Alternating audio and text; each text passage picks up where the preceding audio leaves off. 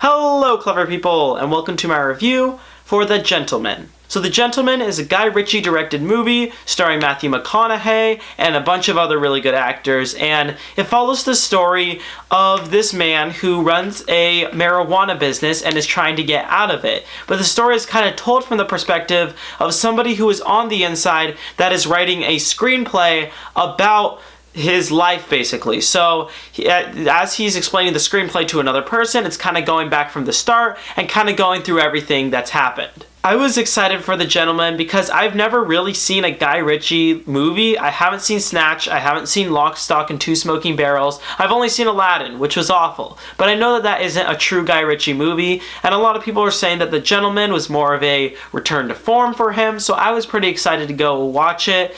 And I will say, I really did like The Gentleman.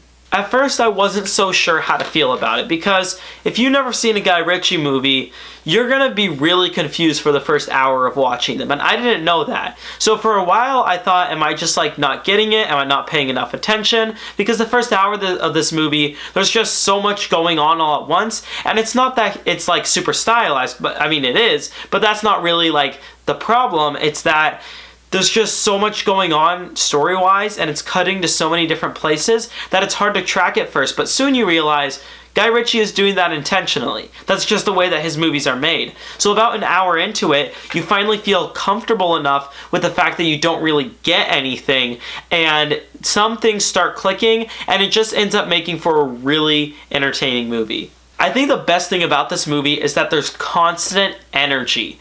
I mean, it's really hard for movies to have energy on the level that this one does, because oftentimes energy has to come from like a stage play, because actually being live in person, you can feel other people's energies, and suddenly, even though it's like a huge auditorium, the energy from the small little spot on the stage is resonating throughout the entire theater. It's one of the best things about theater for me, and very rarely do movies ever get to emulate that.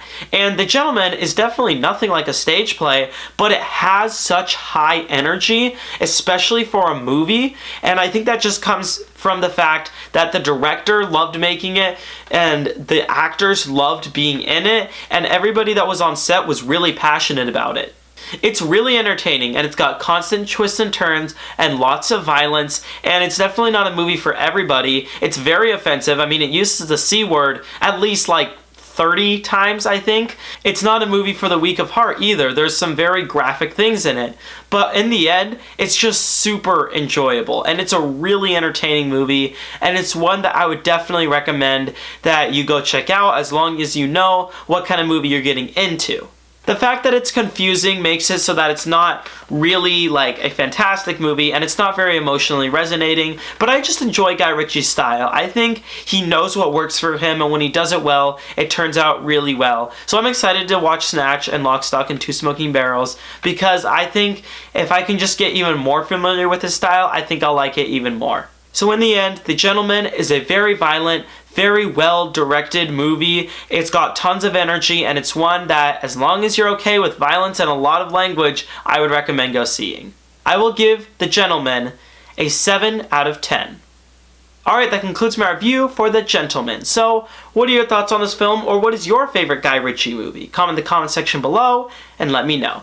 I'm Robert Burke, and this has been The Clever Critics. Goodbye.